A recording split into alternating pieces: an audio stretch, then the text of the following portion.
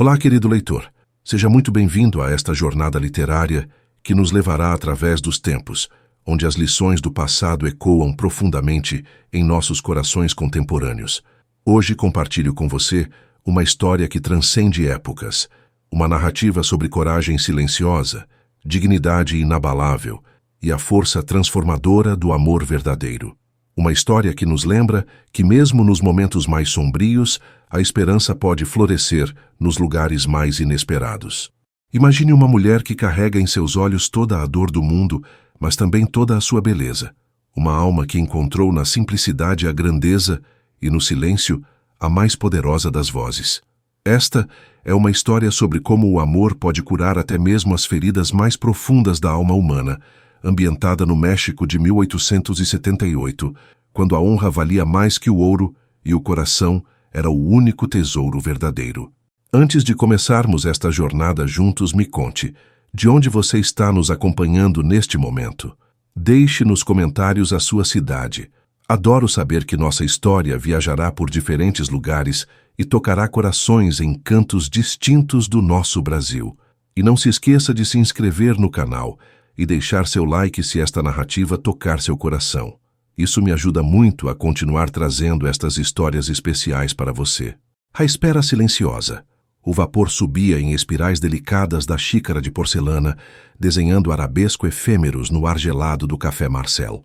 Claire Dubois observava aquela dança etérea como quem contempla um ritual sagrado, os dedos enluvados envolvendo a alça com a mesma precisão com que segurava suas lágrimas, firmes, controlados, nunca permitindo que transbordassem. A terceira mesa da entrada, junto à janela embaçada pelo inverno parisiense, era seu santuário há 2 anos, 5 meses e 17 dias. Cada manhã, às 9h15, ela ocupava a cadeira de costas para o balcão, sempre deixando vazia a cadeira diante de si. O açúcar se dissolvia lentamente no café que jamais provava, como promessas que se desfaziam no tempo. Seus cabelos castanhos, presos em coque impecável mesmo nos dias mais ventosos, emolduravam um rosto de ossos delicados, que o sofrimento havia afiado com a precisão de um ourives. O casaco preto de lã inglesa, impecavelmente conservado apesar dos anos, era seu uniforme de esperança, um luto não declarado por alguém que talvez ainda respirasse em algum lugar da Europa devastada. Marguerite, a proprietária do café, limpava as mesas com movimentos automáticos, seus olhos encontrando ocasionalmente os de Claire através do reflexo na janela. Ambas eram viúvas da guerra, uma por certeza, outra por dúvida. A diferença entre elas era que Marguerite havia enterrado seu marido. Claire ainda esperava o retorno do seu. Tenente Pierre Moreau, infantaria desaparecido em combate. As palavras ecoavam em sua mente como uma ladainha sussurrada, uma oração que se repetia com a regularidade das badaladas do sino da igreja próxima. O sino tocou 10 horas. Claire dobrou delicadamente o guardanapo, deixou as moedas exatas sobre a mesa e se levantou com a graça de quem carrega o peso do mundo nos ombros. Na porta, virou-se uma última vez para a cadeira vazia. Amanhã, Pierre poderia ocupá-la. A revelação devastadora. A neve caía em flocos pesados quando o desconhecido entrou no café Marcel. Claire notou-o imediatamente, não pela aparência comum, sobretudo cinza e cabelos castanhos desgrenhados pelo vento, mas pelo objeto que carregava, uma câmera Leica que pendia do pescoço como um amuleto. Henri Roussel, ela descobriria o nome depois, dirigiu-se diretamente à mesa de Claire. Sem cerimônia, ocupou a cadeira que por 2 anos e meio havia aguardado Pierre. Claire sentiu o mundo oscilar levemente, como se o chão do café tivesse se transformado no convés de um navio em tempestade. Madame Dubois, a voz era grave, cuidadosa. Meu nome é Henri Roussel. Sou jornalista. Claire apenas acenou com a cabeça, incapaz de encontrar palavras. Suas mãos tremeram imperceptivelmente quando ele retirou um envelope amarelado do bolso interno do sobretudo. Creio que a senhora esperou tempo suficiente. A fotografia em preto e branco deslizou sobre a mesa como uma lâmina afiada cortando seda. Pierre, inequivocamente Pierre, sorria diante de uma pequena casa de pedra. Uma mulher de feições camponesas segurava sua mão direita. enquanto duas crianças pequenas, uma de cada lado, completavam o quadro de família perfeita. O café continuou sendo servido ao redor delas. Marguerite limpou as mesas. O vapor continuou subindo das xícaras. Mas para Claire, o mundo havia parado de girar. Quando? A pergunta saiu como um sussurro. A fotografia é de outubro de 1949. Normandia, Village de Sainte-Marguerite, 2 anos atrás, enquanto ela o esperava no Café Marcel. Claire não chorou, não gritou. Simplesmente dobrou a fotografia ao meio, depois ao meio novamente, guardando-a na bolsa com a mesma delicadeza com que guardara suas ilusões durante tanto tempo. Obrigada, disse levantando-se. Henri permaneceu sentado, observando-a sair na neve que agora caía como lágrimas de um céu ferido. A busca pela verdade. O escritório de Monsieur Beaumont cheirava a tinta de impressão e tabaco francês. Claire estava sentada na cadeira de couro rachado, diante da escrivaninha repleta de papéis, as mãos cruzadas sobre o colo, como uma estudante exemplar aguardando o veredicto final. Pierre era um bom jornalista, disse Beaumont, removendo os óculos para limpá-los nervosamente. Cobria a reconstrução das aldeias normandas, ficava semanas no interior, enviava suas matérias por correio. Claire sabia o que viria a seguir, mas precisava ouvir. A viúva chamava-se Amélie Bergeron. Perdeu o marido no desembarque da Normandia. Pierre, bem, ele a ajudava no início. E depois, estabeleceram-se como família. As crianças são dele, madame. Nasceram em 1948 e 1950. Cada palavra era um punhal preciso entre as costelas. Claire calculou mentalmente. Em 1948, Pierre havia lhe dado o anel de noivado. Em 1950, eles discutiam a data do casamento. Ele vem a Paris regularmente? Vinha, até outubro passado, depois da fotografia de Roussel. Bem, creio que compreendeu que sua situação se tornara insustentável. Claire levantou-se, alisando a saia com gestos mecânicos. Na rua cruzou com uma família. Pai, mãe, 2 crianças pequenas. O homem carregava a filha nos ombros, rindo. Por um momento, Claire imaginou Pierre naquela cena, e a dor foi tão intensa que precisou apoiar-se numa árvore para não desmoronar. 2 vidas, 2 Claires, uma real, outra imaginária. Descobrir qual era, qual ainda levaria tempo. O processo de libertação. A carta ocupava 12 páginas de papel timbrado. Claire havia escrito durante toda a noite, cada palavra destilada de anos de espera, cada frase carregada de perguntas que jamais seriam respondidas. Mon cher Pierre, como explicar 2 anos e meio de manhãs vazias?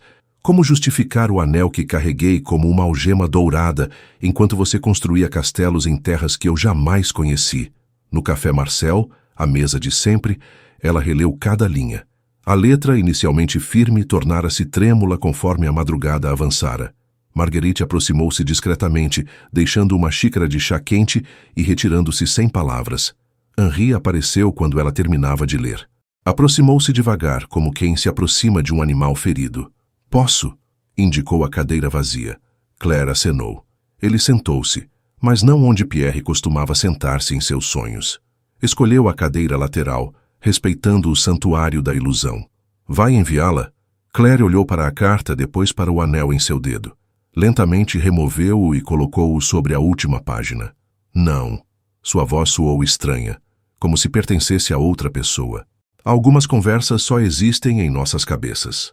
Dobrou as páginas meticulosamente, levantou-se e dirigiu-se à lareira do café. Marguerite, compreendendo o ritual que se desenrolava, aproximou-se com uma caixa de fósforos. As chamas consumiram as palavras uma a uma, transformando meses de questionamentos em cinzas. Henri observou em silêncio, compreendendo que testemunhava não uma destruição, mas um nascimento. Quando o último papel se desfez em brasa, Claire voltou-se para ele. Agora, disse simplesmente, posso recomeçar. Novos começos. A primavera chegou devagar a Paris, como uma tímida se aproximando de desconhecidos. Claire notou primeiro nas amendoeiras que floresceram do lado de fora do Café Marcel, depois no próprio reflexo na vitrine. Já não usava exclusivamente preto. Henri aparecia regularmente, sempre com a Leica, sempre respeitoso. Conversavam sobre fotografia, sobre a arte de capturar verdades que os olhos às vezes preferem ignorar. Ele lhe mostrou imagens da cidade se reconstruindo, operários erguendo paredes, crianças brincando em escombros, mulheres carregando cestas de esperança. A fotografia não mente, disse ele certa manhã, ajustando a lente para focalizá-la. As pessoas mentem para as fotografias, mas elas mesmas não mentem. E o que você vê quando me fotografa? Henri baixou a câmera, estudando-a com a mesma intensidade com que estudava suas imagens. Vejo alguém que parou de se esconder. A revelação veio gradualmente. Henri havia perdido a esposa num bombardeio em 1944, no mesmo ano em que Pierre desaparecera. Mas ele não esperara, não cultivara ilusões, aceitara a dor, processara o luto, seguira vivendo. Como? Perguntou Claire numa tarde em que caminhavam pelos jardins de Luxemburgo. Compreendi que amar alguém morto é diferente de amar alguém inexistente. Minha esposa existiu. Nosso amor foi real. Pierre. Perdão pela franqueza, mas o Pierre que a senhora amava jamais existiu. As palavras deveriam ferir, mas não feriram. Eram verdadeiras, e Claire estava aprendendo a valorizar a verdade acima do conforto. Naquela noite, pela primeira vez em 3 anos, ela não sonhou com Pierre. O passado tenta retornar. A notícia chegou através de Monsieur Beaumont numa manhã cinzenta de abril. Pierre estava vivo, sozinho novamente. A família havia morrido num bombardeio aliado tardio e planejava retornar a Paris. Ele perguntou por você, disse Beaumont, evitando o olhar de Claire. Quer recomeçar. Henri afastou-se naquela semana, respeitando o espaço que julgava que ela precisava para decidir. Mas Claire já havia decidido muito antes de saber que havia uma decisão a tomar. Escreveu um bilhete simples. Esta porta está fechada. Entregou-o a Beaumont e pediu que o fizesse chegar às mãos de Pierre. Depois foi procurar Henri em seu pequeno estúdio fotográfico na Rue des Martyrs. Ele estava revelando filmes quando ela entrou. As mãos mergulhadas em químicos, o rosto iluminado apenas pela luz vermelha da câmara escura. Ele nunca me conheceu de verdade, disse ela sem preâmbulos. Agora eu me conheço. Henri interrompeu o trabalho, secou as mãos cuidadosamente. E o que você conhece? Que não sou a mulher que espera, sou a mulher que escolhe. Ele sorriu, o primeiro sorriso verdadeiro que ela vira em seu rosto desde que se conheceram. E o que você escolhe? Escolho construir algo novo, com alguém que me vê como eu realmente sou. Naquela noite, Henri fotografou Claire pela última vez como a mulher que esperava. Na fotografia seguinte, ela seria simplesmente Claire. Primavera e renovação. 1 ano depois, o Café Marcel havia se transformado. Marguerite substituíra as flores cortadas por plantas vivas, gerânios vermelhos nas janelas, samambaias suspensas nos cantos. Claire contribuíra com a mudança, sugerindo pequenas alterações que transformavam o espaço de mausoléu em santuário de renascimento. Sua mesa permanecia a mesma, terceira da entrada junto à janela, mas agora era ocupada por 2 pessoas. Henri sentava-se onde antes ficava a cadeira vazia e suas mãos frequentemente se encontravam sobre a mesa, não em gesto dramático, mas na intimidade simples de quem escolheu caminhar junto. Claire usava azul naquela manhã, um vestido simples que realçava os olhos que haviam recuperado o brilho. Seu cabelo, antes preso em coque severo, caía em ondas soltas sobre os ombros. Ela parecia mais nova, ou talvez apenas mais viva. A exposição abre na próxima semana, disse Henri, mostrando-lhe o convite impresso. Retratos da reconstrução. A fotografia de Claire ocupava a posição central no catálogo, não a mulher enlutada que esperava, mas a mulher que escolhera viver. O título da série era simples: Autenticidade. Outras mulheres haviam procurado Henri depois de verem o trabalho. Viúvas, solteiras, divorciadas, todas querendo ser fotografadas, não como pensavam que deveriam parecer, mas como realmente eram. Você começou um movimento, disse Claire, folheando as imagens. Nós começamos, corrigiu ele. Você teve a coragem de parar de representar. Naquela tarde, caminhando pelas ruas que já não pareciam feridas, mas renascidas, Claire percebeu que havia parado de contar os dias desde o desaparecimento de Pierre. Agora, contava os dias desde que começara a viver. 10 anos depois, O desfecho 1953. Paris havia cicatrizado suas feridas mais visíveis, e as invisíveis permaneciam apenas na memória daqueles que as carregavam com dignidade. Claire, agora com 45 anos, casara-se com Henri 2 anos antes, não por paixão avassaladora ou necessidade desesperada, mas pela construção paciente de um amor baseado em conhecimento mútuo e escolha consciente. A menina que corria entre as mesas do Café Marcel chamava-se Marie, 12 anos, cabelos castanhos cacheados, olhos curiosos que não conheciam o medo porque crescera cercada de verdades, não de ilusões. Era órfã de guerra, adotada quando tinha 7 anos, e havia transformado a vida de Claire e Henri numa sinfonia completa. Mamã, disse Marie, aproximando-se da mesa, onde Claire revisava as contas do café. Ela e Marguerite haviam se tornado sócias, transformando o espaço em ponto de encontro para mulheres que precisavam reconstruir suas histórias. Tem um homem lá fora que pergunta por você. Claire levantou os olhos da contabilidade. Através da janela, viu um homem de meia idade, cabelos grisalhos, sobretudo surrado. Pierre. Ele parecia menor do que em suas lembranças, mais comum. Os anos haviam cobrado seu preço. Linhas profundas ao redor dos olhos, ombros curvados pelo peso de escolhas mal feitas. Marie esperava uma resposta, mas Claire simplesmente voltou a atenção para os números em sua frente. Diga a ele que a mulher que ele procura não existe mais, disse calmamente. Mas mamã, a mulher que ele conheceu, morreu há muito tempo, mon cœur. Eu sou outra pessoa.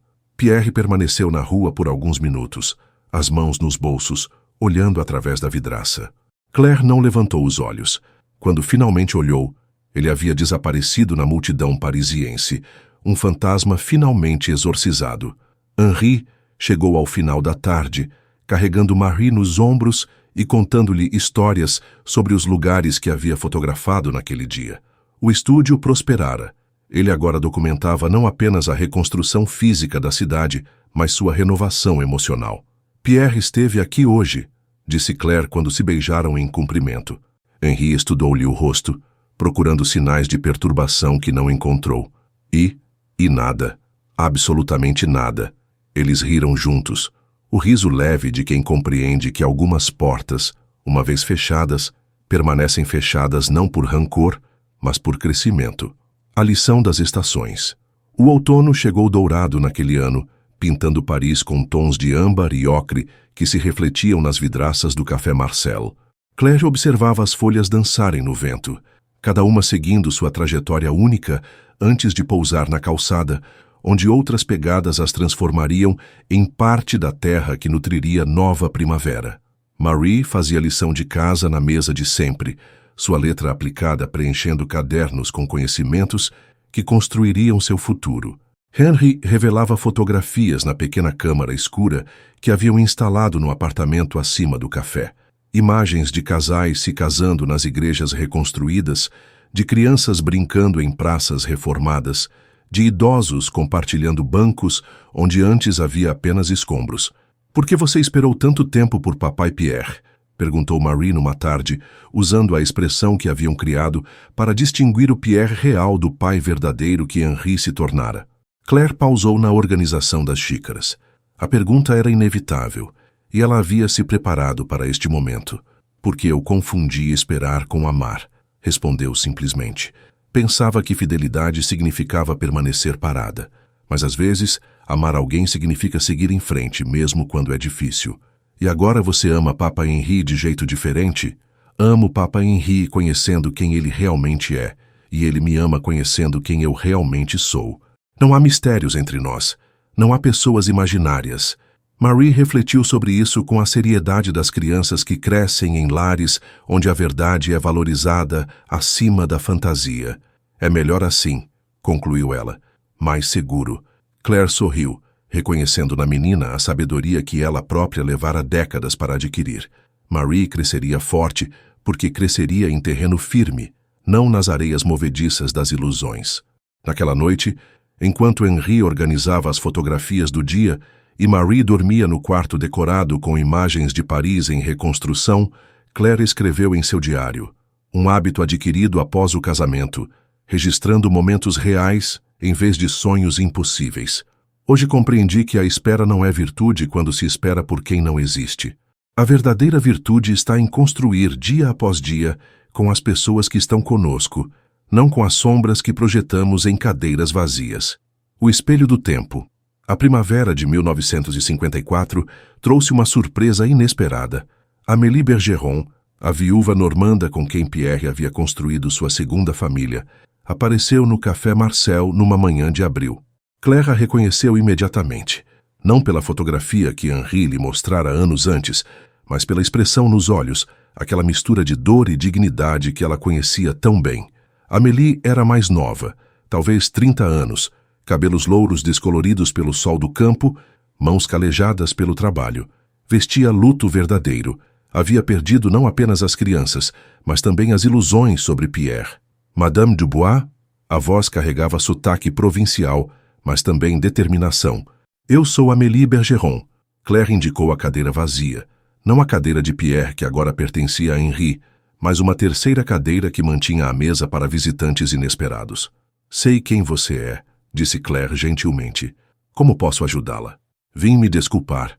A frase pairou no ar como incenso em igreja vazia. Claire serviu chá, gesto que havia aprendido com Marguerite. Hospitalidade antes de julgamentos. Pelo quê? Por ter acreditado nele quando disse que você era apenas uma lembrança. Uma noiva de juventude que não conseguia aceitar que ele havia seguido em frente. Claire quase sorriu. Pierre criara versões convenientes de ambas. Para Claire, Amélie não existia.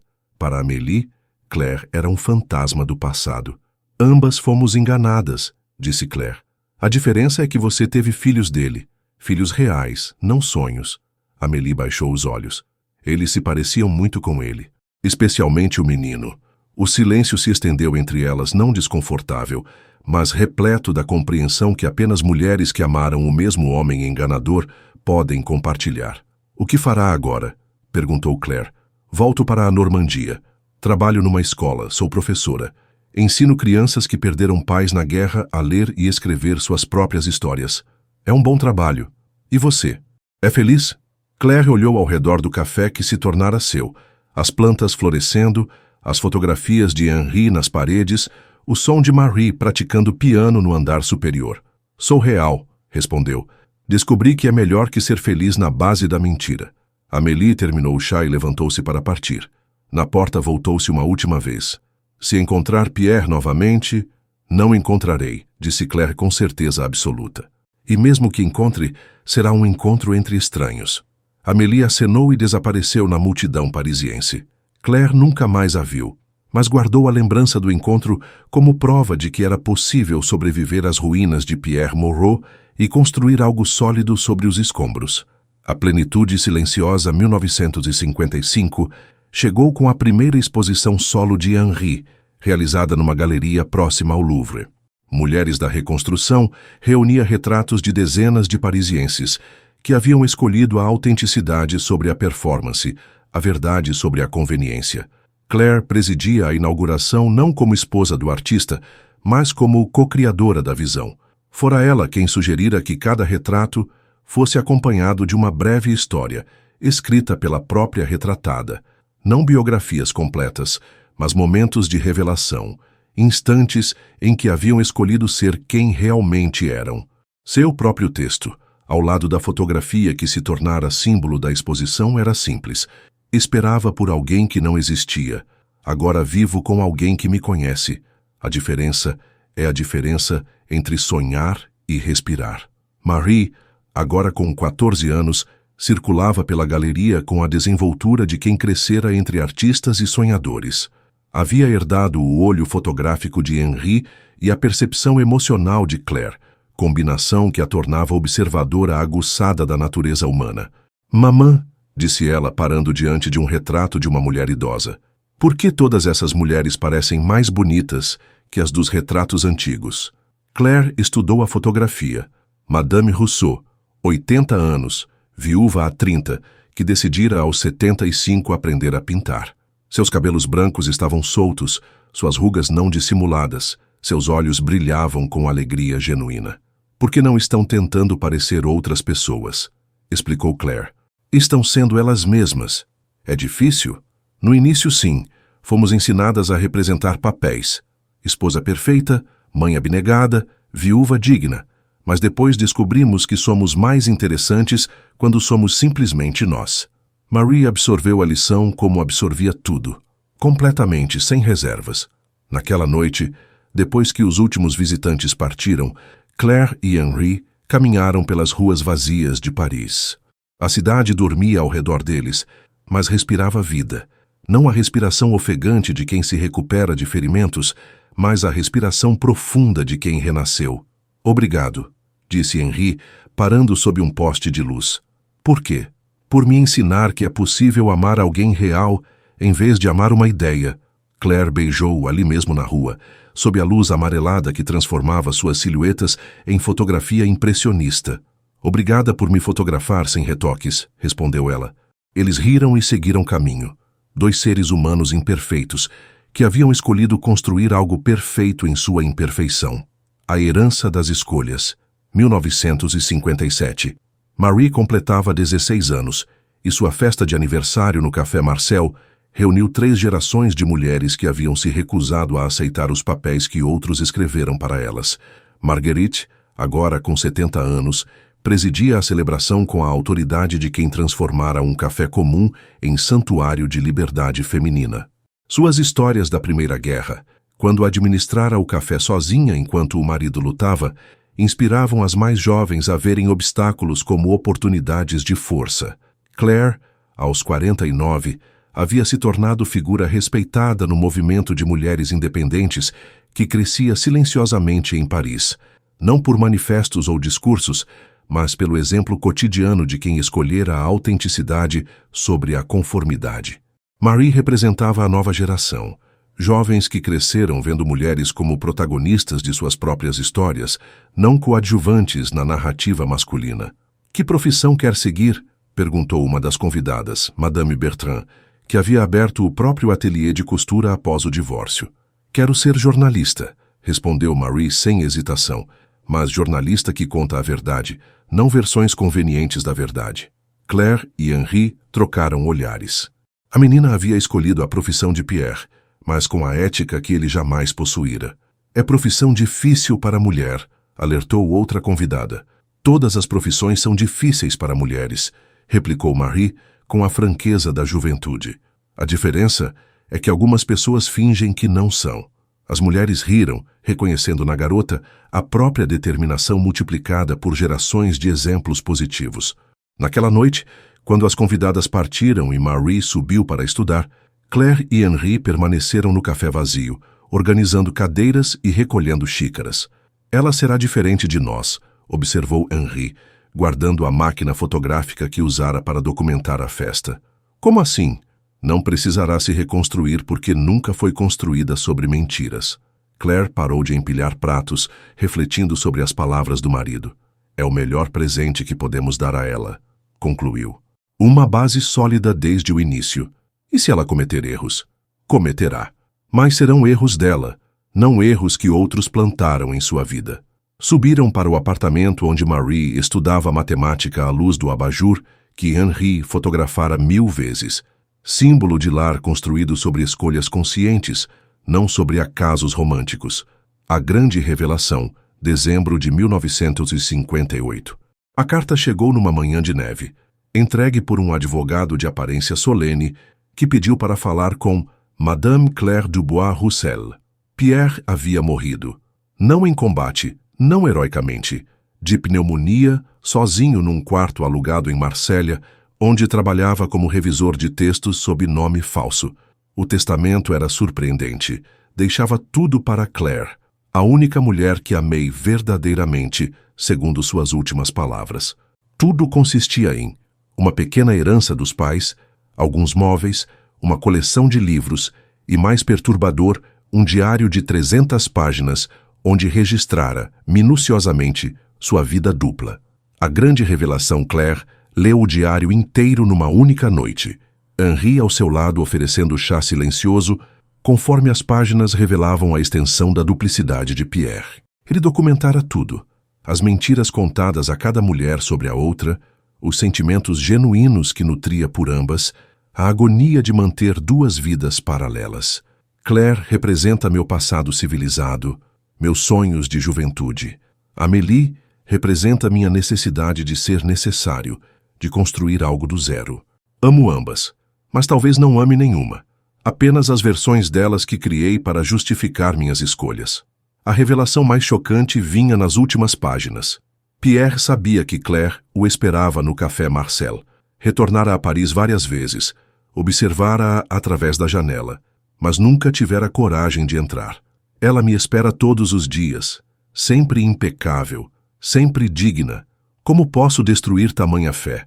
Como posso confessar que sou menor que o homem que ela ama?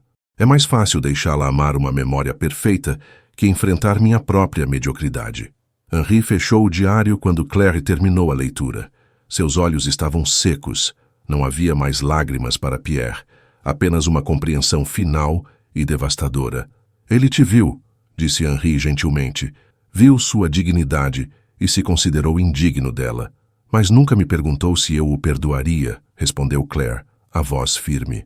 Decidiu por mim como decidiu tudo na minha vida sem me consultar. A ironia era amarga.